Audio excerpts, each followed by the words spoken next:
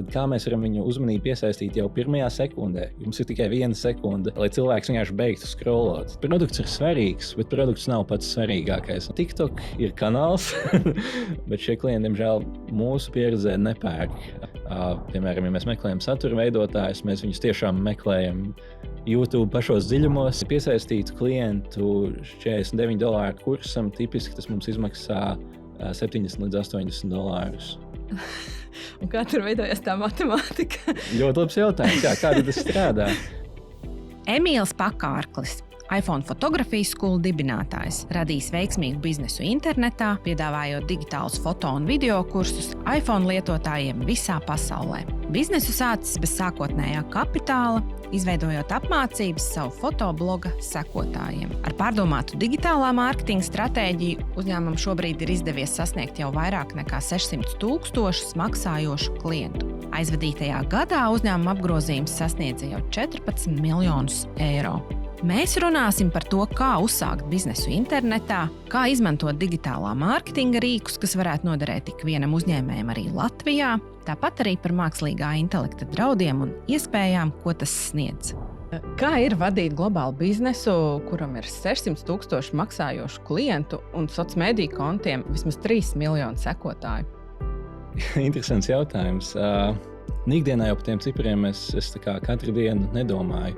Un tad vadīt šo te uzņēmumu ir droši vien tāpat kā vadīt jebkuru citu uzņēmumu, ka no rīta pamosties, domā, kas jāizdara, kādas jaunas ziņas problēmas ienāk, lietas, kas jārisina un tā tālāk. Es teiktu, ka ikdienā to tā nejūt.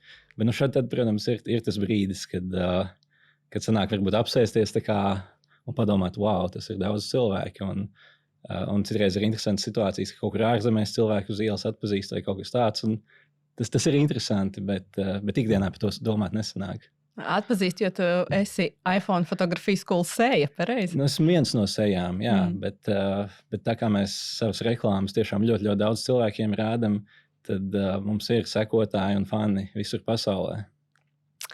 Kā jums vispār izdevās sasniegt tik lielu sekotāju skaitu un tik lielu lietotāju bāzi? Jā, tas ir pirmkārt ar mārketingu. Cilvēki, kad viņi uzzina vai izdzirda par iPhone fotografijas skolu, radās tāds mazliet nekorekts iespējas cilvēkiem, ka mēs fočējam ikdienā. Protams, mums ir fotografijas eksperti, mums ir fotografijas kursi, saturs par fotografiju un tā tālāk, bet tā noteikti nav lielākā daļa mūsu darba vai mūsu fokusa. Mēs tomēr pamatā esam mārketinga uzņēmums un attiecīgi, kā mēs to visu esam sasnieguši, ir caur digitālo mārketingu. Viena lieta, kas mums ļoti, ļoti ir palīdzējusi tieši šitik liela auditorija sasniegt, ir maksas reklāmas, galvenokārt Facebook un Instagram, bet arī citās platformās. Bet, tas, kā tas ir sasniegts, ir caur fokusu uz pārdošanu, fokusu uz digitālo mārketingu un to darot, cik vien labi iespējams, un darot to globālā tirgū. Mēs esam uzbūvējuši šādu auditoriju. Jā, mārketingam patiesībā ir šie principā 4P burti, tie 4 pamatelementi, produkts, cena, izvietojums, placements un reklāma, promotions. Varbūt kā tu ieskicētu, cik svarīgs ir katrs no šiem elementiem, uz kuru ir visvairāk jāfokusējas? Tad jāatcerās, ka produkts bija pirmais. Produkts ir svarīgs, bet produkts nav pats svarīgākais. Un tā ir tāda lieta, kas varbūt pretrunīgi ir tā teikt, un varbūt citi nepiekritīs, bet, manuprāt, produkts nav pats svarīgākais, bet produkts ir svarīgs. Ja produkts būs slikts, tad kompānijai būs slikta reputācija, klienti nepirks atkārtoti, neieteiks draugiem un tā tālāk. Sliktu produktu tirgot nevajag, bet ir pilna pasaule ar fantastiski labiem, inovatīviem, skaistiem, lieliskiem produktiem, kurus neviens nepērk un kuri vairs neeksistē. Par kuriem vienkārši neviens nezina. Jā, tieši tā, neviens par viņiem nezina. Tā, cena laikam būtu vēl viens šāds faktors. Grūti komentēt. Katram produktam jau ir kaut kādas cenas, pie kurām viņš strādās vai nē. Es domāju, tas ir svarīgs faktors, bet cik ilgi var domāt par cenu? Ja? Izvēlēties kaut kādu cenu, pie kuras biznesa strādā, lai ir pietiekams, peļņas procents, par ko nodrošināt gan ražošanas izmaksas, gan darbinieku izmaksas, gan mārketinga izmaksas. Un gan atstāt kaut ko peļņai, un ja tas ir, un ja klientiem tā cena der, tad tā cerams ir īstā cena. Tad trešais P ir placement, jeb izvietojums. Tas jau būtu ļoti svarīgs, jo, ja mēs runājam par kaut kādu mārketingu vai reklāmas kampaņām vai klientu piesaisti, tad ir ļoti svarīgi to darīt tādās vietās vai tādās platformās, kur pareiza auditorija tiešām ir. Un katram produktam vai katram servisam ir sava konkrēta auditorija, savi cilvēki, kas potenciāli varētu kļūt par klientiem. Un tad ir ļoti, ļoti svarīgi, lai šis placement, jeb izvietojums atbilstu tam, kur šo auditoriju var atrast. Un pēdējais bija promotion, laikam, tad reklāma. Jā, tā ir mūsu specialitāte. Reklāmai un mārketingam un pārdošanai ir jābūt augstā līmenī. Par to šaubu nav. Tā ir arī visa mūsu uzņēmuma panākuma atslēga.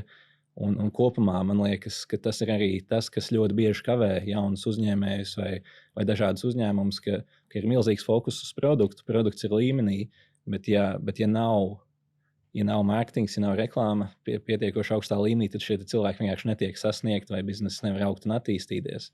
Tā kā, manuprāt, izvietojumam un reklāmai patiesībā ir lielāka nozīme nekā produktam. Bet produktam arī jābūt labam. Produktam ir jābūt labam, bet es saprotu, ka tiešām tā jūsu panākuma atslēga ir tās intensīvās investīcijas reklāmā un arī tas veids, kā jūs ar tiem cilvēkiem runājat. Varbūt, ka tu vari tiešām vairāk pastāstīt par to, jo es esmu dzirdējusi citos podkastos, kur tu tiešām uztver to, ka ne jau jūs pārdodat kursus, bet jūs īstenībā pārdodat to gala rezultātu. Un tā, man liekas, ir liela kļūda, ko daudzi vispār pieļauj. Tik ļoti fokusējās un stāst par to savu produktu, bet nerunā par to vērtību, ko tas produkts sniedz. Ļoti interesanta tēma šī ir. Un, protams, mūsu industrijā tas ir vēl specifiskāk, jo pa lielam neviens jau nepamostās no rīta un neizdomā, šorīt es pirkšu iPhone fotogrāfijas kursu. Mums šie cilvēki ir pašiem jāatrod un jāieinteresē.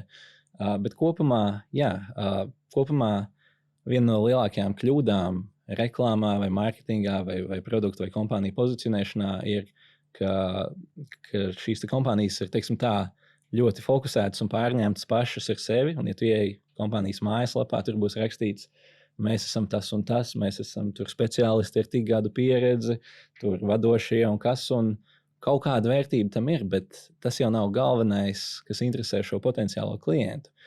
Potenciālo klientu neinteresē, cik lieliski ir tava kompānija. Viņi interesē, ko šī kompānija var izdarīt man, ko es no tā iegūšu, kāds ir labums man.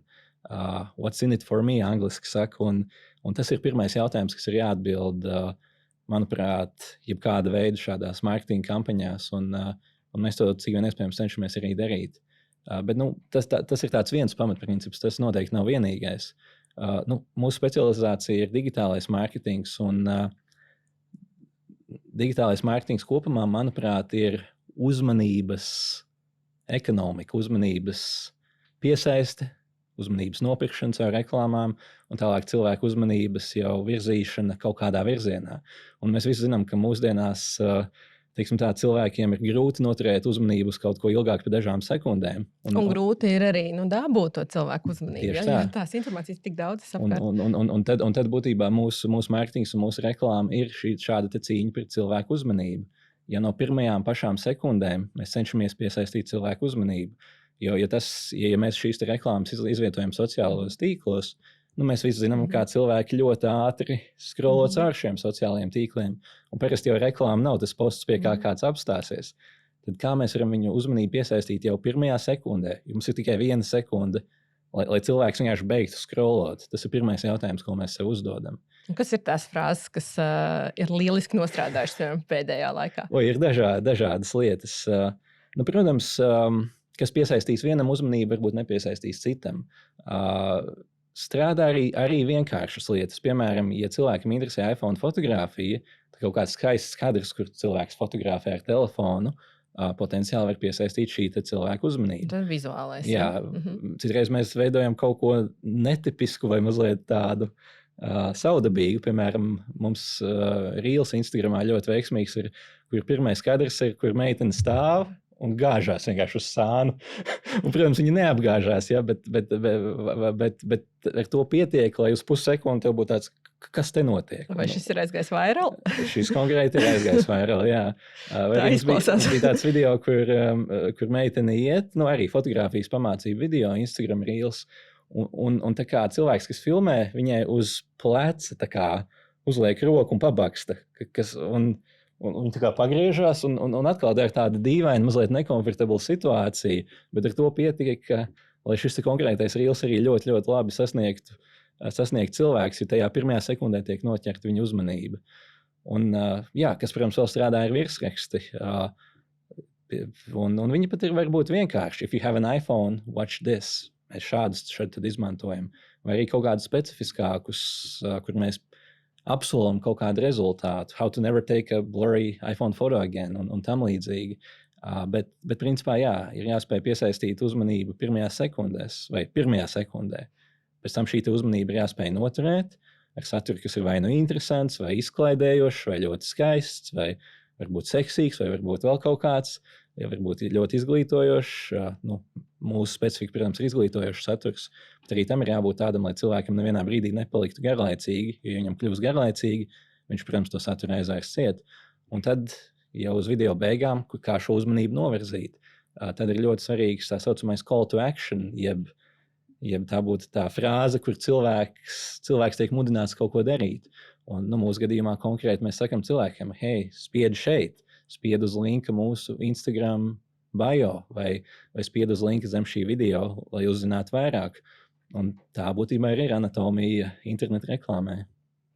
Šīs pogas spied šeit tieši tik vienkārši viņas arī strādā, bet tā ir tas kaut kāds bāzes elements, ko noteikti nevajag. Ir jāsaka, kur jāspiež.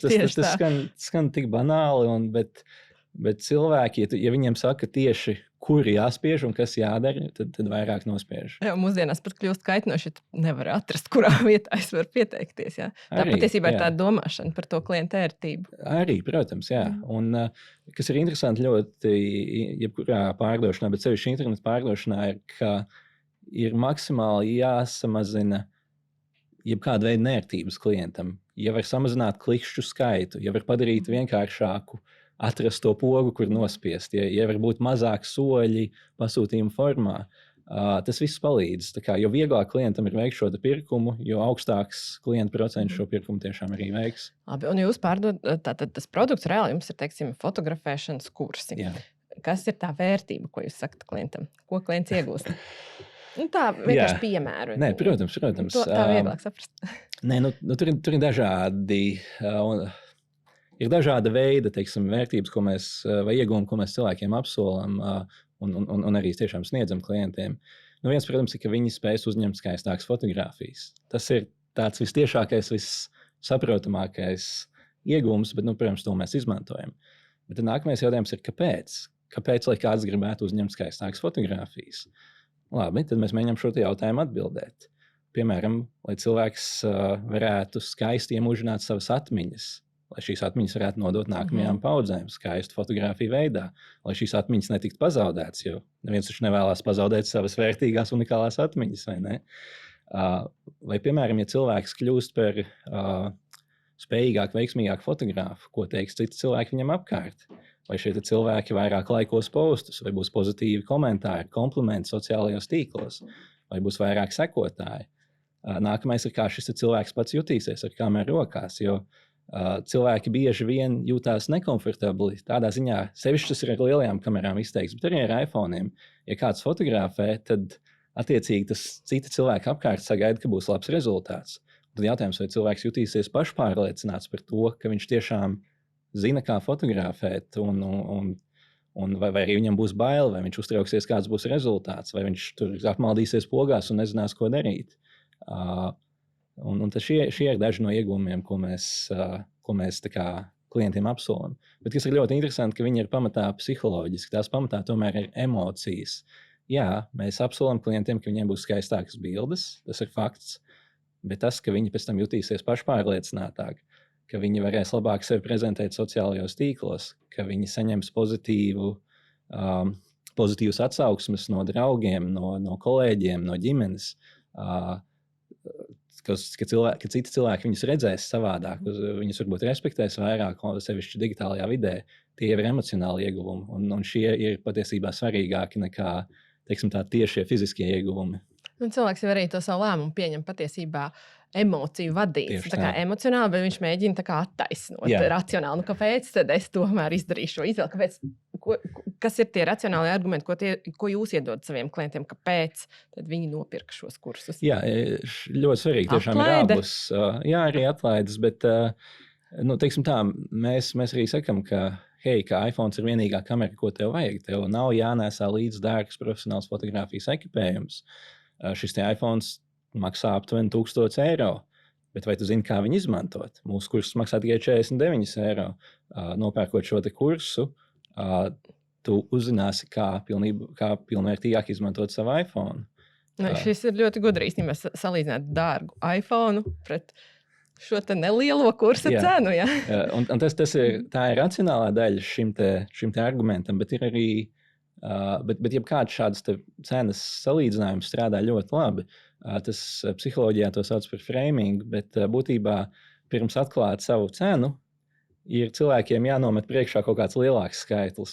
Man liekas, restorānos ēdienkartēs šo ļoti labi dara, sevišķi dzērienu sadaļā, kur ir kaut kādi vislētākie vīni, piemēram, tad ir kaut kādi ļoti dārgi vīni, ko tikpat kā neviens nepirks, varbūt izņemot kādu, kurš ļoti grib izrādīties. Un tad tipiskais cilvēks ieraugot šo te karti redz, šis vīns maksā, 200 eiro, šo es nepirkšu, šis maksā 50, tas ir un lētāko es arī nepirkšu. Bet ja tas dārgākais tur nebūtu, tad visticamāk šo te video opciju klients arī neizvēlētos, ja viņi liktos pārāk dārgi. Īstenībā to mēs jau redzam arī tur, kur ir šie subscription tipa servisi. Ja vai tu paņem pamatpaku, vidējo vai tā ir tieši ideja, ko mēs šobrīd testējam. Tā kā būs interesanti redzēt, kādi mums būs rezultāti. Bet pamatā tā ideja ir, ka ja tu salīdzinātu tikai pamatpaku ar dārgo paku, tad varbūt lielākā daļa izvēlētos pamatpaku. Bet, ja noliec blakām sasodīti dārgo paku, tad lielākā daļa izvēlēsies vidējo. Un vēl vidū uzraksta, ka šī ir tā visbiežākā, vispopulārākā izvēle. Kurš tad grib izdarīt kaut kādu tādu izvēli? Vispopulārākā izvēle arī ir interesanta frāze, jo tas ir social proof, angliski sauc. Būtībā cilvēku lēmumus bieži vien ietekmē tas, kādus lēmumus pieņem cilvēki viņiem apkārt. Un tad tādēļ tādas frāzes kā vispopulārākā izvēle vai šim produktam uzticās, šāds skaits klientu, tas viss ļoti labi strādā. Un ja tā doma psiholoģiski ir tāda, ka, ja daudz citu cilvēku šo izvēlas, tad jau tas ir labs. Ja reiz mēs pieskārāmies cenai, varbūt tu vari pastāstīt, kā jūs nosakat savu produktu cenu un kāda vispār tā cenošanas loģika, jo es saprotu, ka jūs testējat arī citu pieeju. Mums tā cenošana ir ļoti, ļoti sarežģīta, tāpēc, ka no vienas puses, protams, mūsu produkti, mēs pieņēmām tiešām ļoti rūpīgi strādājam, viņi ir ļoti, ļoti skaisti un profesionāli, un vienu izveidot mums maksā vairākus 100 000.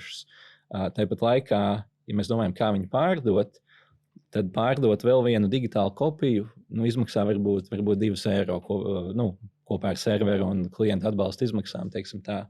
Šīs, man liekas, ir īstenībā vienkārši piedod, ka es tev pārtraucu, bet man liekas, šī ir ļoti svētīga atziņa, kas ir diezgan raksturīgi, man liekas, pakalpojumu industrijai vai tādiem digitāliem produktiem īstenībā. Jo ražošanā, teiksim, tev katram produktam reāli ir izēja materiāli un tu ar uzcenojumu var pārdot tālāk, bet tavu peļņa būs tik liela, cik ir. Bet šeit tev ir sākotnējais ieguldījums, fiksētās izmaksas, cik tev maksā tādu kursu izveidot. Ja? Un pēc tam, jo vairāk tu pārdosi, jo mazāks izmaksas uz vienu vienību tev paliks. Jā, ļoti laba matemātika. tā ir laba matemātika, bet tik vienkārši arī viss nav, jo līdz ar to šādi tirgi ir ar ļoti augstu konkurenci un attiecīgi ļoti, ļoti liela izmaksas ir tieši klientu piesaistē. Mūsu gadījumā, mēs varam šo kursu pārdot par $49 vai $99, un tad kurš variants labāk strādās, kaut kādā ziņā mums to sanāk gandrīz vai minēt, jo, diemžēl, šādam produktam, kuru mēs publiski pārdodam reklāmu tirgu, mēs nevaram objektīvi notestēt cenu, jo, ja mēs, piemēram, ja mēs veidot tipisko AB testu, ka vienlaicīgi tiek lietotas divas cenas, tas labi nestrādātu, jo mēs nespējam pilnībā nodalīt, ka neviens cilvēks neredz abas versijas. Ja tiklīdz kāds cilvēks redzēs šo vienu produktu divās dažādās cenās, būs kāds, kurš redzēs vispirms dārgāko un pēc tam lētāko cenu, un šie cilvēki pirks vairāk. Un būs kāds, kurš redzēs otru versiju, un attiecīgi, ja tu esi redzējis produktu lētāk, un pēkšņi viņi redz divreiz dārgāk, šajā scenārijā cilvēki nepirks. Plus arī jutīsies nepārāk labi, jo mani māna, ja ar mani spēlējās. Liksies, ka pagnieši tā cena staigā, tad tur kaut kas nav tīrs, protams. Un līdz ar to šīs cenas ir grūti notestēt. Protams, loģiski atskaites punkti digitāliem produktiem sevišķi ir 99, 49, 199. Teiksim tā, šādas skaistas cenas, kas ir tieši zem nākamās lielās psiholoģiskās barjeras. Mēs šobrīd tiem produktiem, kurus mēs tirgojam reklāmās, mēs viņus tirgojam par $49. Iemesls tam ir, kāpēc mēs izvēlamies 49, nevis 99, ir tāds, ka mums ir ļoti svarīgi, lai reklāmas spētu optimizēties maksimāli ātri. Attiecīgi, piemēram, kad mēs reklamējamies Facebook vai Instagram, tas, kas notiek sistēmā iekšā, ko, protams, mēs neredzam, ir, ka tur ir mākslīgā intelekta modelis, kurš meklē pa visu pasauli cilvēkus, kuriem ir visaugstākā iespēja, ka viņi varētu šo kursu vēlēties nopirkt. Un bieži vien gadās, teiksim tā, ka cilvēki par kaut ko iedomājās, vai kaut ko parunā, un uzreiz viņiem ir reklāmas par šo produktu. Un tad vienmēr ir mistērija, vai Zuckerbergs klausās telefonu sarunas. Jā, man arī tā liekas. Nē, tas nenotiek. Bet Facebook, piemēram, ir diezgan liela daļa interneta, kurā Facebook var redzēt, un ne tikai Facebook, arī Google un citas kompānijas var redzēt, kādas mājaslapas jūs apmeklējat, vai par kādām tēmām jūs interesējaties, un tiklīdz vai cilvēki, kas ir jums tuvi, piemēram, ja jūs vīrs vai sieva interesēsies par kādu produktu, tad visticamāk arī šim partnerim tiks rādīts reklāmas par to produktu. Bet šos lēmumus nepieņem cilvēks. Šos lēmumus visus pieņem mākslīgais intelekts. Un mākslīgā intelekta modelim, lai viņš labi strādātu, ir nepieciešami vairāk dati. Tāpēc konkrēti uz pārdošanu internetā ar šādām reklāmām zemākas cenas strādā labāk tādā ziņā, ka viņas dod vairāk datu šiem modeļiem. Tā varbūtība, ka vienkārši nopirks un ir lielāka. Tā klientu bāze, ar kuru strādāt, ir lielāka. Tā es to saprotu. Ja? Ir lielāka klientu bāze, bet katrs pirkums ir datu punkts, uz kuru šis modelis tiek optimizēts. Ja tā rūpīgi rēķinot, ja mēs dubultotu cenu, piemēram, uz 99, un par šo cenu, ja mēs dabūtu divreiz mazāk klientus, attiecīgi visas optimizācijas procesas strādāt ar divreiz mazāk datiem. Skaidrs, paldies par šo skaidrojumu. Mēs parunājām par tādu pamatlietu kā produkts un tā vērtība, bet katra biznesa pamatā ir klienti. Jā, vai tu vari pastāstīt, kas ir tavi klienti, kā tu saproti, kas tie ir? Kur tu viņus arī sasniedz? Tas jau būtu pēc tam. Par sasniegšanu mēs jau runājām. Lielākā daļa tiek sasniegta ar šādām maksas reklāmām Facebook un Instagram, kā arī caur organisku saturu šajās platformās. Jā, bet tur ir arī kanāla izvēle. Bet, domāju, varbūt sākam ar to, kas tad ir. Šis jau ir grūtāks jautājums, jo tie ir visdažādākie cilvēki. Tie ir cilvēki visās pasaules valstīs, aptuveni 40% ASV, bet visās pasaules valstīs. Tās ir noteikti vairāk sievietes nekā vīrieši, aptuveni 2/3 no klientiem ir sievietes mums, un attiecīgi vīrieši ir mazāk. Tie, protams, ir iPhone lietotāji. Sākotnēji pirmajos gados bija izteikti vecāku gadu gājumu cilvēki, kas pirka. Bija sākotnēji daudz pensionāri, kā arī cilvēku kategorijā virs 50 gadiem. Bet pēdējā laikā mums ir izdevies veiksmīgi šo demografiku paplašināt, gan ar jauniem produktiem. Piemēram, mums fotogrāfijas kursu pērk vecāka demogrāfija nekā video kursu, kas ir ļoti interesanti. Mums ir arī iPhone video kursus. Bet pēdējā laikā tie tiešām ir, es teiktu, cilvēki no 25 gadiem uz augšu, vairāk sievietes nekā vīrieši visās pasaules valstīs. Un tā ir diezgan plaša demogrāfika. Tā kā iedomāties tādu vienu konkrēto perfekto klientu, nav nemaz tik viegli. Vai tev ir idejas, ko varētu darīt, lai piesaistītu vairāk vīriešu auditoriju? Varbūt ir jau kaut kādi konkrēti plāni. Viena lieta, kas varētu daļai palīdzēt, ir mēs laidīsim ārā drona kursu un lidināt objektus debesīs vīriešiem vairāk patīk, bet kopumā man liekas, ka fotografija un attēli, kā arī šīs emocionālās puses tam visam, tomēr, vai mēs runājam par atmiņām, vai mēs runājam par reakciju no citiem cilvēkiem, ka šie argumenti kādā ziņā labāk strādā uz sievietēm. Un tāpat laikā vīriešus ļoti interesē tehniskāki kursi. Piemēram, mums ir arī kursi par lielajām kamerām, kā ar profesionālu fotoaparātu fotografēt. Šo vairāk pērk vīrieši. Un līdzīgi ar izteikti tehniskākām lietām. Un tas ir vienkārši vīriešiem tas vairāk interesē. Un kā jūs uzzināt, kas ir tie jūsu klienti? Kā to saproti? Kādas metodas, kādi rīki, ko tu izmanto ikdienā? Tā kā lielākais klientu piesaistes avots mums ir Facebook, mēs patiesībā varam redzēt arī šajā platformā, kuras demogrāfikas labāk strādā. Un tas ir visvieglākais veids. Ir arī citi veidi. Piemēram, mēs varam skatīties maksājumu karšu detaļas un tā iegūt sadalījumu pa valstīm un tā tālāk. Bet, ja vajag ātri atrast datus, tad tieši Facebook platformā mēs viņus meklētu, jo tur mēs piesaistam lielāko daļu klientus. Teiksim, reģistrējoties, vai kāda informācija par sevi man ir jānorāda? Pavisam pamats. E-pasts un maksājumu karte. Pavisam pamats lietas, lai nebūtu lieka bērze. Tieši tā, bērze mēs tur nav. Pēc tam, kad jau ir pieteicies, tad mēs prasam vārdu, bet sākotnēji ir tikai e-pasts un maksājuma detaļas. Protams, paralēli tam ir informācija, ko mēs varam iegūt automātiski. Piemēram, mēs redzam, no kuras valsts ir šīs maksājuma detaļas. Mēs redzam, no kuras valsts tiek veikts pirkums. Un šī informācija viss tiek saglabāta grāmatvedības vajadzībām. Bet klientam mēs neprasam adresi, valsti, vārdu, uzvārdu. Šādu lauciņu mums nav. Par klientu piesaisti vēl runājot. Tātad reklāmas liels, liels fokus uz reklāmām. Kas ir tie galvenie kanāli? Pirktās reklāmas vai, Google search, organiskās, sociālās tīkli? Konkrēti mūsu gadījumā Facebook un Instagram reklāmas ir izteikti veiksmīgākās. Mēs lietojam arī Google reklāmas, bet krietni mazākā apjomā. Tāpat mēs piesaistam klientus caur organiskiem sociālajiem tīkliem. Tas būtu īsie video un rīli ir ļoti veiksmīgs kanāls mums. Un kopumā Facebook un Instagram, kā arī YouTube ir veiksmīgs kanāls. Kā ar TikTok? TikTok ir kanāls. Sekotāji tur ir mums 100,000. Citreiz video aiziet vairāk, bet šie klienti, diemžēl, mūsu pieredzē nepērk. Viņi skatās, bet viņi nepērk. Un tas varbūt daļai saistīts ar to, ka video auditorija tur ir krietni jaunāka.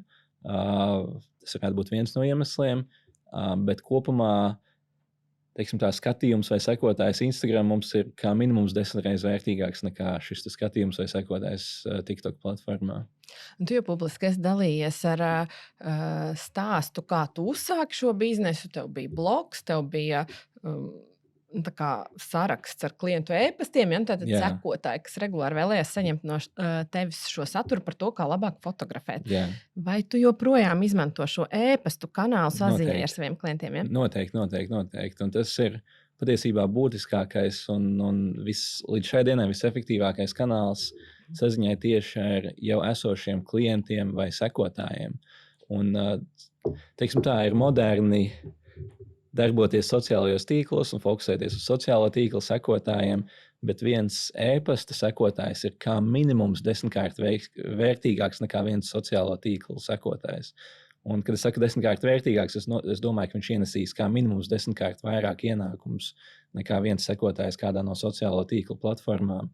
Un tas ir ne tikai mūsu biznesā, tas ir visos biznesos. Un kļūda, ko ļoti bieži biznesi pieļauj, ir, ka viņiem varbūt būs pat profili visos tīklos, sociālajos, bet viņi vai nu nevāks klientu e-pastus, vai arī pat, ja viņiem šie e-pasti būs, viņi neveiks regulāru komunikāciju ar klientiem, gan dodot viņiem vērtību, gan stāstot par jauniem piedāvājumiem. Cilvēki to vienkārši nedarīs. Un tā ir tik fantastiska iespēja jebkuram biznesam, tiešām pilnīgi jebkuram biznesam komunicēt ar klientiem tieši caur e-pastu mārketingu. Kāpēc tas tā ir? klienti, kur tev ir tā e-pasta datubāzē, ir ienesīgāki? Tur ir vairāk iemeslu. Pirmkārt, e-pasta datubāze būtībā ir kanāls, ko kaut kādā ziņā tu kā uzņēmējs kontrolē, vai viņš tev kādā ziņā pieder. Teiksim tā, sekotāji Instagram vai Facebook, viņi tur ir, bet Facebook izvēlas, kuram klientam tiks parādīts šis posts, un tas algoritms visu laiku mainās, un kopumā tā iespēja sasniegt savus sekotājus ar gadiem tikai samazinās un samazinās. Jo... Jā, tas, ka tev ir 3 miljoni sekotāji, teiksim, Instagram kontam, vēl nenozīmē, ka tu ar viņiem regulāri komunicē. Nē, un teiksim, no šiem 3 miljoniem sekotāju, šad tad būs varbūt, ja būs fantastiski labs viral posts, pats maksimums varbūt miljonam no šiem sekotājiem un vēl daudziem miljoniem jauniem cilvēkiem šo postu parādīs.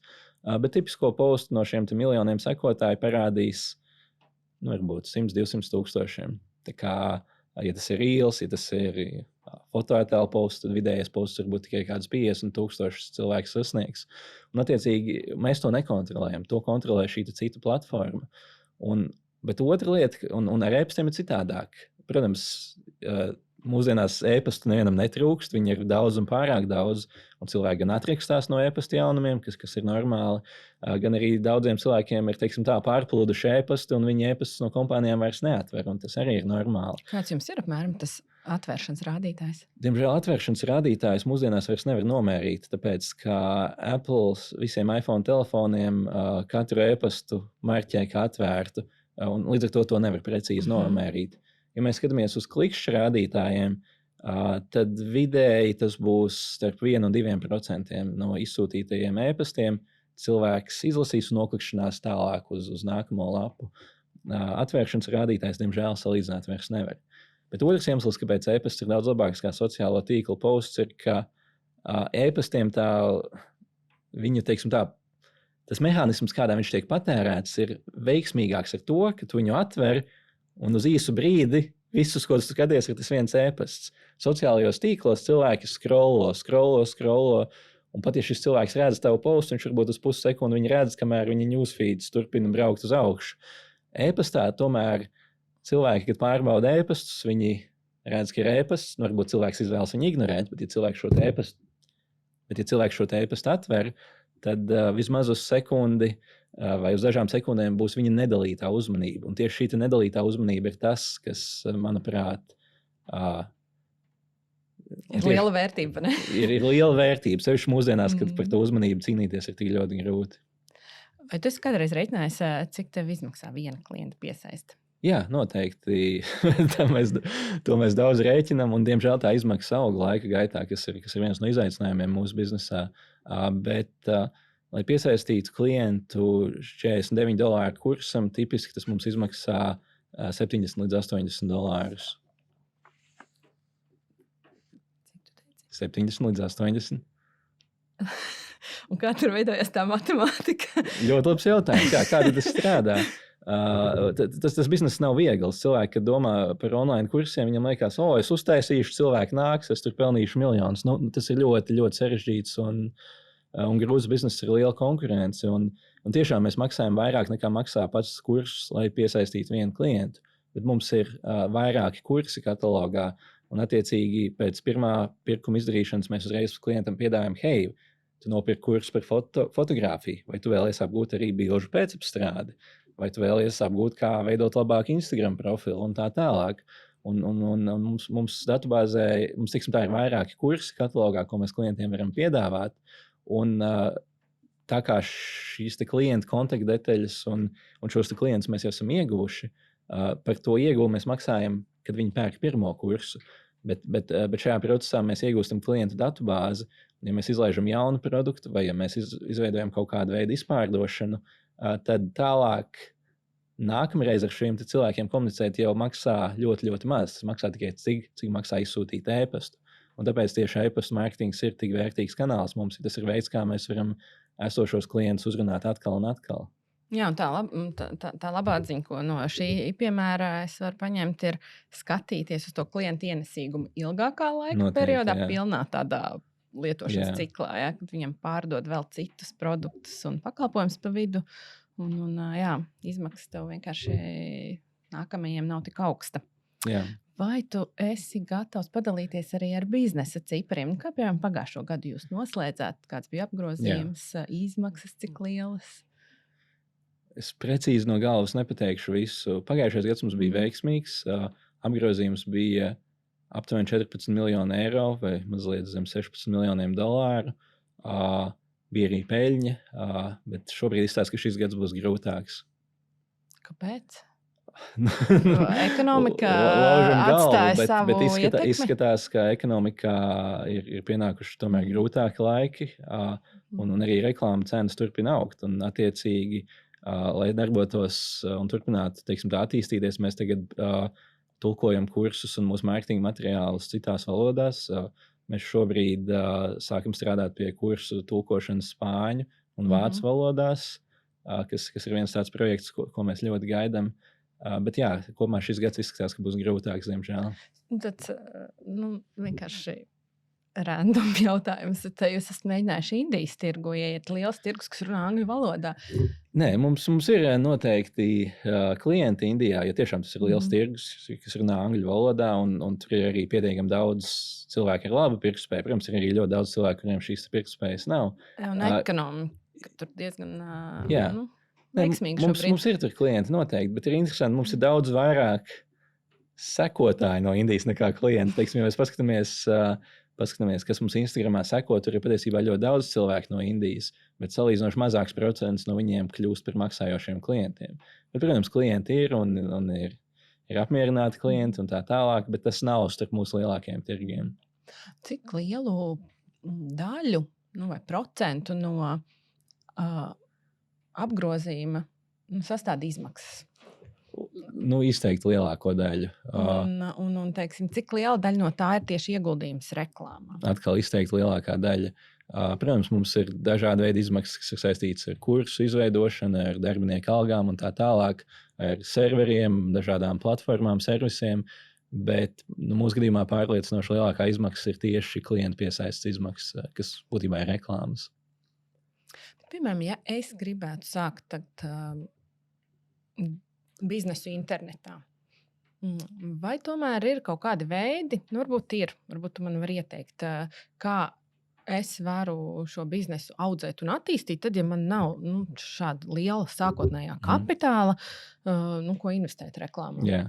Tā cerība būtu, ka reklāmēm, varbūt, ja viņas strādā, viņas pie mazām summām strādās vēl labāk, jo vairāk mēs vēlamies tērēt reklāmās, jo sliktāk kļūst viņa atdeve.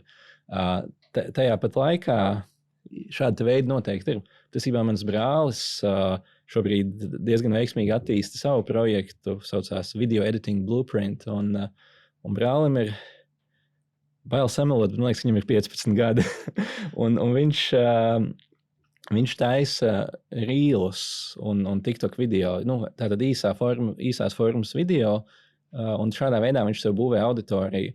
Un patiesībā pēdējā pusgada laikā viņam ir izdevies no nulles organiski izaugt līdz aptuveni 20,000 sekotājiem Instagramā. Noteikti viņam ir virs 1000 arī e-pasta sekotāji. Un viņam šobrīd tas plāns ir turpināt veidot vērtīgu bezmaksas saturu. Un tad, kad auditorija viņam sasniegs kaut kādu kritisko punktu, tad palaist jau arī kursu šai auditorijai. Un es domāju, ka viņam tas plāns noteikti izdosies. Un to tiešām dara 15-gadīgs puisis. Viņam varbūt ir labs piemērs pieejams, bet viņš ir pusgadu laikā uzbūvējis no nulles 20,000 vērtīgas sekotājus, kas ir video editori.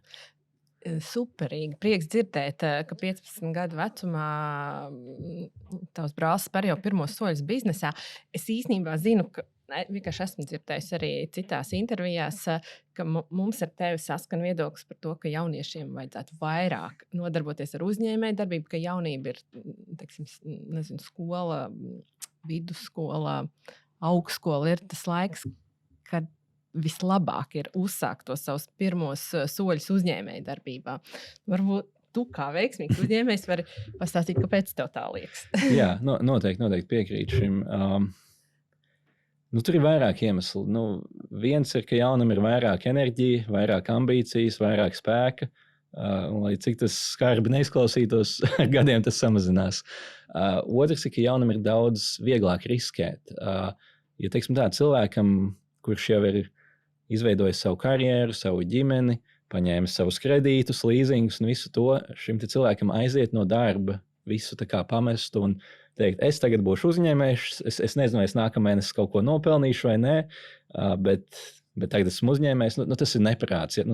To pat nevar īsti izdarīt cilvēks, ja vien viņam nav iekrājumu gadiem uz priekšu, un pārsvarā jau cilvēkiem, teiksim tā, šādi iekrājumi nav, un pat ja ir, tad vai viņus visus riskēt, lai tagad veidot šo te riskanto ideju, un tas ir arī iemesls, kāpēc cilvēkiem vēlāk uzsākt biznesu ir grūtāk. Protams, ar gadiem nāk vairāk zināšanas, tās var būt zināšanas par to, kā vienkārši strādāt, kā strādāt ar cilvēkiem, zināšanas par industriju, un tas viss noteikti palīdz.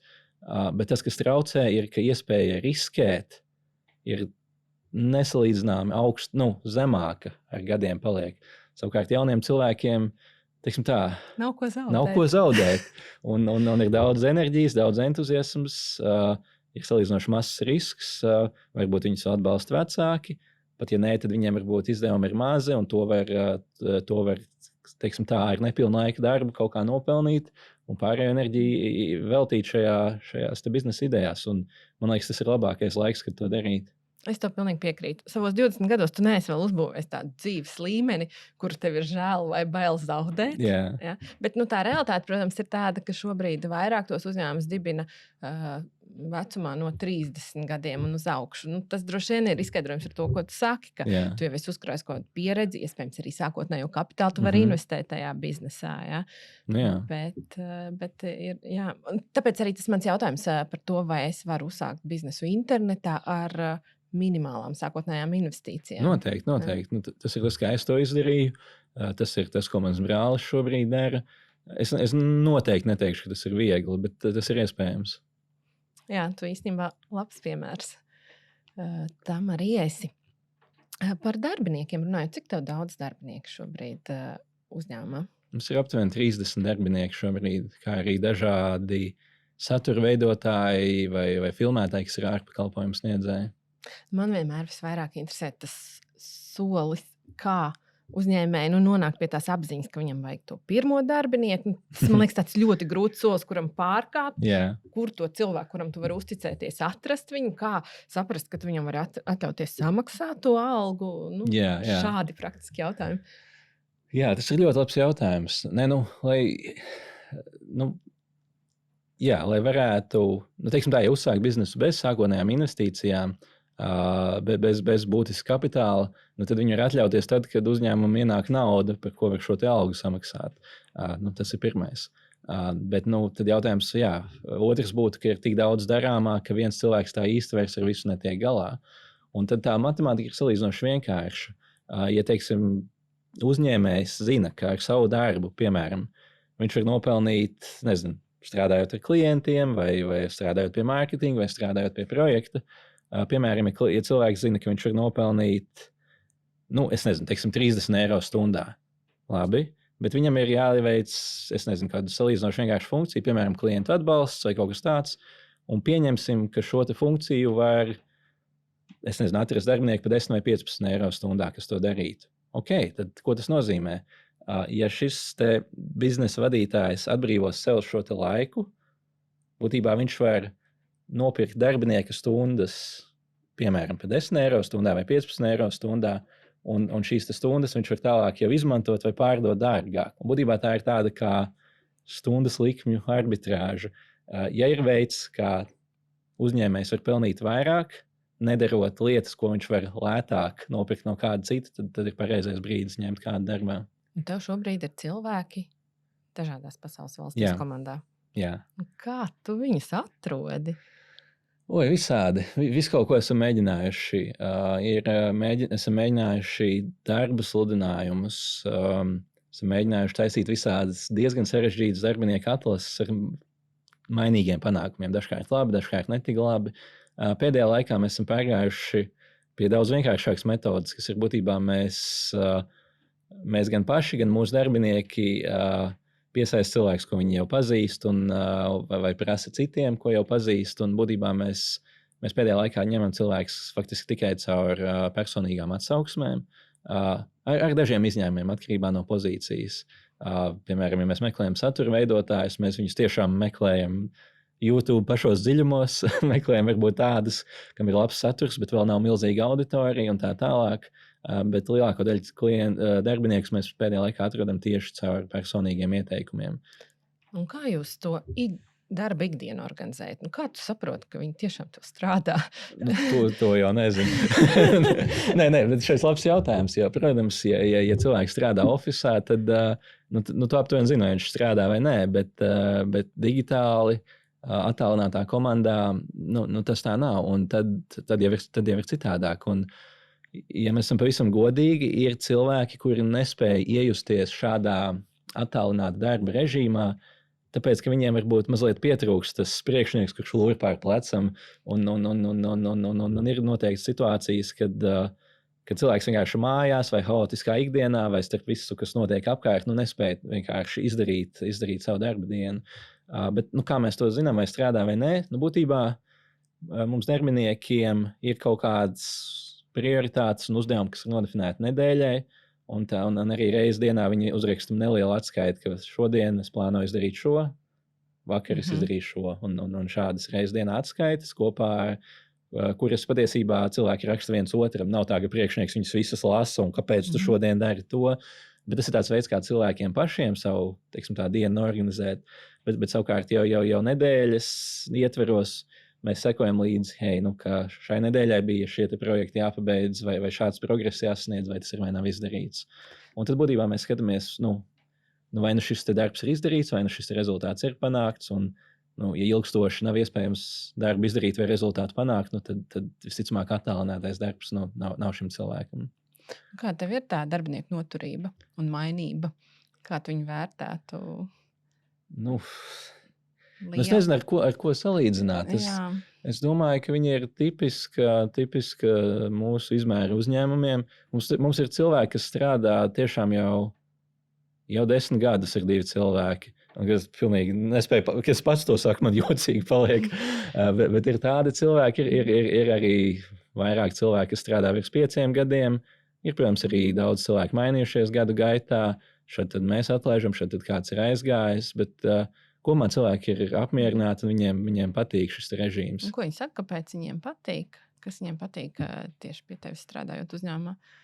Tā grūti pašam par sevi teikt, par savu uzņēmumu, bet manuprāt patīk arī dažādi darbinieki, katram savas prioritātes. Bet man liekas kopumā, ka cilvēkiem patīk darba vide, patīk, ka ir tomēr diezgan liela autonomija, ka viņi var sākt un beigt darbu būtībā laikā, kas viņiem ir ērtāks un organizēt.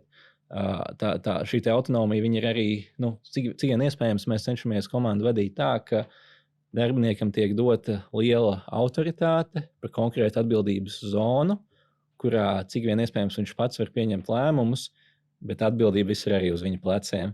Un attiecīgi cilvēki var arī kļūdīties un tā tālāk. Un mēs cenšamies, vienmēr nav perfekti, bet mēs cenšamies cik vien iespējams nenodarboties ar mikromenedžēšanu un cilvēkiem ļaut pašiem savu darbu darīt un skatīties uz šī darba rezultātiem. Man liekas, tas cilvēkiem patīk. Daudziem patīk, vienkārši, ka tas ir moderns, starptautisks uzņēmums. Daudziem patīk, ka darbs ir attālināts. Daudziem patīk tieši tas darbs, ko viņi paši dara. Varbūt programmētājiem patīk programmēt, vai video editoram patīk skaistu video editēt. Un, protams, atalgojums arī ir konkurētspējīgs. Man liekas, tev ir veiksmīgs piemērs par priekšniekiem runājot. Es saprotu, ka tu pats vairs neskaities oficiāli uzņēmuma vadītājs, bet viens no taviem darbiniekiem, ilgadējiem darbiniekiem pilda šos pienākumus. Varbūt tu vari padalīties ar šo stāstu. Tas ir ļoti interesants stāsts, un tas ir tāds stāsts, kas liek man dažkārt pašam aizdomāties, jo šis ir cilvēks, viņu sauc Pīters, viņš ir no Anglijas. Viņš pirmos 2 gadus mūsu uzņēmumā strādāja kā programmētājs, un viņš vienkārši programmēja. Viņam nebija komanda, ko vadīt. Visi zināja, ka viņš ir uzticams programmētājs, bet neviens tā kā īsti neredzēja viņā to līderu spēju un dotību. Bet tad sanāca tā, ka apstākļu sagritības dēļ būtībā atbrīvojās vieta programmēšanas komandas vadītājiem.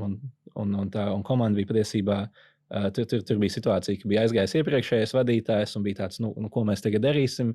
Un Pīters šo komandas vadību pārņēma ļoti labi. Viņš dažos mēnešos visu sakārtoja labāk, nekā tas bija strādājis līdz šim. Visi bija ļoti patīkami pārsteigti, bet bija arī, teiksim tā, lietas, ko aizēja sakārtot citur uzņēmumā. Tad Pīters pēc 3 mēnešiem tika paaugstināts uz Chief Operations Officer. Es nezinu, kā latviski to lai nosauc. Procesu efektivitāti droši vien. Jā, būtībā procesu vadītājs pa lielam, un arī šeit viņš veica lielas uzlabojumus, un godīgi sakot, izdarīt to labāk, nekā es to varētu izdarīt. Un tad es domāju, labi, tad jau jādod viņam viss vadīt. Un, būtībā mēs tomēr strādājam kopā. Es esmu ar lielāku pieredzi mārketinga un radošajos jautājumos. Savukārt Pīters ir izteikti labāks kā vadītājs. Viņam, protams, ir milzīga pieredze programmēšanā un tehniskos jautājumos, visā mūsu infrastruktūrā, procesu vadību un organizēšanu viņš veic labāk. Un viņš ir tāds labs, uzticams stūrmanis kuģim, kamēr es varbūt par kādām radošākām idejām domāju. Kurš no jums uzņēmumā seko līdzi biznesa rezultātiem, finansēm? Abi, bet vairāk Pīters, bet noteikti abi. Tas, protams, arī ir jautājums, kas man interesē. Kāpēc to jautāju? Tāpēc, ka mūsu tāda pieredze rāda, ka ir uzņēmumi, kuriem kur tā kā nevienmēr pievērš šīm lietām uzmanību. Liekas, ka tā ir tāda tā kā grāmatvedis atbildība. Nē, grāmatvedis jau nav atbildīgs par finanšu rezultātiem. Viņš ir tikai atbildīgs būtībā par to, kā tiek nodokļu prasības ievērotas. Un, ir jāzina. Ir jāzina vadītājiem, ir jāzina īpašniekiem, kā strādā uzņēmums, kādas ir finanses, kāpēc viņas tādas ir. Un, nezinot to, nav iespējams pieņemt labus lēmumus. Un visticamāk, uzņēmumā agrāk vai vēlāk kaut kādas problēmas pacelsies.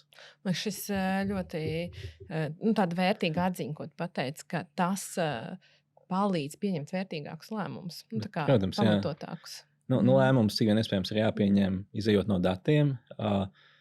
Citreiz datu nav, vai viņas nav iespējams savākt, un tad varbūt ir jāiet ar sajūtām, vai intuīciju, vai kaut ko citu. Cik vien iespējams lēmumus vajag pamatot ar datiem, tad viņi ir labāki. Nedaudz par tehnoloģijām un nākotnes plāniem. Kā jūs vispār pielāgojaties mainīgai tehnoloģiju videi? Tas ir grūts jautājums, jo neviens jau nezina, kā un cik strauji viņi mainīsies. Visiem skaidrs tas, ka izmaiņas notiek ar vien ātrāk un apstādināt viņas nevar. Bet, protams, no vienas puses, mēs vienojam, es pamatā domāju par mākslīgo intelektu, kā par šo te milzīgo izmaiņu, kas izmainīs visas industrijas un ļoti strauji. Jūs viņus redzat kā iespēju vai draudu? Īstermiņā iespēja, ilgtermiņā draudu. Īstermiņā mēs viņu maksimāli cenšamies izmantot. Ir daudz visādi veidi, kā mūsu darbinieki jau šobrīd lieto mākslīgo intelektu, lai visu kaut ko uzlabotu. Protams, ir ChatGPT, kas palīdz researchot lietas vai kādus tekstus uzrakstīt ātrāk, bet ir vēl visādi dažādi specifiski tūļi, ko cilvēki ikdienā izmanto. Piemēram, tagad, kad mēs tulkojam kursus, liela daļa tulkošanas notiek ar mākslīgo intelektu, ko, protams, tālāk jau kāds, kurš ir ekscelenti pārzina šo te valodu, seko līdzi un tā tālāk. Bet būtībā mums ir iespēja kursu ne tikai iztulkot, bet arī uzģenerēt, piemēram, manu balsi valodās, kuras es nerunāju. Mums ir iespēja šo te manu balsi ielikt man lūpās. Būtībā ir video. Šogad mēs pirmajā versijā nedarām, bet mēs notestējām, un tas perfekti strādā, bet tas vienkārši ir lēnāk un arī dārgāk. Bet mēs varam paņemt gatavus video, kas ir uzfilmēti angļu valodā, un sataisīt viņus tā, ka es runāju spāņu valodā, un manas lūpas kustās spāņu valodā, lai gan es spāņu valodu nemaz nerunāju. Un tas īstenībā ir ļoti, ļoti interesanti. Mums ir, piemēram, mūsu aplikācijā, kuras aplikācijā ir iespēja klientiem ielādēt savas fotogrāfijas, un mākslīgais intelekts viņas izanalizē un dod padomus, kā šīs fotogrāfijas uzlabot, gan tehniski, gan mākslinieciski. Tas ir, prāta neaptverami, to šobrīd var izdarīt. Tas laiks ir ļoti interesants. Tāpat laikā, kas notiks ilgtermiņā, ir tādas nedaudz arī bailes. Un laikam tas, kas ir visnepatīkamāk šajā, ir, ka salīdzinoši mazai kompānijai nav īsti iespējams sacensties mākslīgā intelekta vidē, tāpēc, ka, lai uzbūvētu kvalitatīvu mākslīgā intelekta modeli, tur ir jāinvestē kosmiskas summas. Jo labākie mākslīgā intelekta speciālisti, viņiem algas ir miljonos, un viņi ir vajadzīgi daudz, lai izveidotu tiešām no nulles kaut kādu mākslīgā intelekta tehnoloģiju. Un tas, diemžēl, ir lauciņš, kurā mazi un vidēji uzņēmumi īsti nevar sacensties, un tas ir kaut kas tāds, kas arī palielinās lielo kompāniju dominances nākotnē. Un tas jau ir tāda lieta, ko mēs uztraucamies. Kādām īpašībām jābūt, lai cilvēks varētu būt uzņēmējs? Jā, tas ir ļoti interesants jautājums. Noteikti cilvēkam ir jābūt ļoti motivētam, ļoti mērķtiecīgam, ļoti neatlaidīgam, ļoti strādīgam, ar augstu stresa toleranci. Cilvēkam ir jābūt mazliet dīvainam. Un tas tā varbūt jocīgi skanēs, bet manuprāt, katram nav jābūt uzņēmējiem. Protams, mūsdienās ir tāds ļoti izteikts uzņēmēju kults, ka cilvēkiem liekas, ka tu esi vai nu uzņēmējs, vai tu esi nekas, bet tā noteikti nav. Pārliecinoši lielākajai daļai cilvēku pareizā izvēle ir būt darbiniekam, būt profesionālam kādā jomā, izkopt savas zināšanas un savas spējas šādā veidā un tiešām kļūt par vērtīgu un labi apmaksātu darbinieku. Un statistika, diemžēl, nemelo, ka vidējais darbinieks nopelna vairāk un strādā mazāk nekā vidējais uzņēmējs. Jā, protams, ir miljardieri un tā tālāk, bet ja paskaties tipisko vidējo cilvēku, vidēju uzņēmēju, tādu kādu skaitliski ir visvairāk, tad šis vidējais uzņēmējs strādā vairāk un pelna mazāk nekā vidējais darbinieks. Un tā ir realitāte, ko cilvēkiem ir jāzina. Manā pieredzē veiksmīgie uzņēmēji, un man ir sanācis diezgan daudz sastapt, viņi ir tomēr bišķi citādāki cilvēki. Viņiem ir kaut kāda, es teiktu, neveselīga motivācija. Katram varbūt ir kaut kāda sava iemesla, kāpēc viņi tādi ir, bet tie ir cilvēki, kas ir gatavi pārvarēt grūtības vai varbūt, ja viņiem neizdodas, viņi uzreiz nepadodas, bet viņi turpina censties, mēģināt vēl un vēl. Tie ir neatlaidīgāki cilvēki. Un tie bieži ir cilvēki, kam ir ļoti izteikti, ļoti stipra vēlme gūt šādu veidu panākumus. Vai personīgi iemeslu dēļ, vai arī, lai tieši savu kaut kādu ideju attīstītu. Bet tie ir neparasti cilvēki, manuprāt. Protams, cilvēkiem, kuri šādi ir, kuriem šī motivācija ir liela, nevajag baidīties, vajag darīt tagad, nevis pēc 5 vai 10 gadiem, vajag savus uzņēmumus sākt, nevajag baidīties no mākslīgā intelekta un tā tālāk. Tiešām to visu var izdarīt un ir iespējams uztaisīt veiksmīgu uzņēmumu un gūt panākumus, bet tas noteikti ir grūti un tā ir viena no grūtākajām lietām, ko cilvēks var izdarīt. Un tad tas jautājums ir, vai tev būs šī motivācija visu šīs grūtības pārvarēt, varbūt dažkārt izgāzties, pieļaut lielas kļūdas un tāpat nepadoties un turpināt strādāt. Un, ja atbilde ir jā, tad to vienkārši vajag darīt. Un, protams, ir pilnīgi taisnība. Tas nebūs viegli. Ir kaut kādi iemesli, kāpēc strādāt algotu darbu. Ir savi iemesli, kāpēc cilvēki to dara. Ja, tā ir stabilitāte. Konkrēti nauda ienāk tavā kontā katru dienu, tev ir pilnīgi skaidrs atbildības, jā, lietas, kas tev ir jādara, bet ir iemesls, kāpēc cilvēki izvēlas būt par uzņēmējiem. Ja? Tā ir šī brīvība, vēlme būt priekšniekam pašam sev, darīt lietas, kas tiešām patīk tēmā, kas patīk, jo es pats varbūt zinu vislabāk, jā, kā vajag. Tā ir tiešām ļoti bieži šī vēlme padarīt pasauli labāku arī. Jā. Bet man liekas ļoti vērtīgi arī tas, ko tu saki, ka skaidrs, ka tas nebūs super viegli. Ja? Tur ir nepieciešama disciplīna, tur ir nepieciešama mērķtiecība un tajā būs jāiegulda darbs. Lai to lielo miljonu nopelnītu, darbs būs jāiegulda. Jā, tāpat pa velti nekas nenotiek, bet to izdarīt ir iespējams. Ja to varēja izdarīt, es vienkārši puisis no Latvijas, bez kaut kādiem kontaktiem, bez starta kapitāla, vienkārši ar savu darbu un gribas spēku, tad to noteikti var izdarīt arī citi. Paldies tev! Paldies!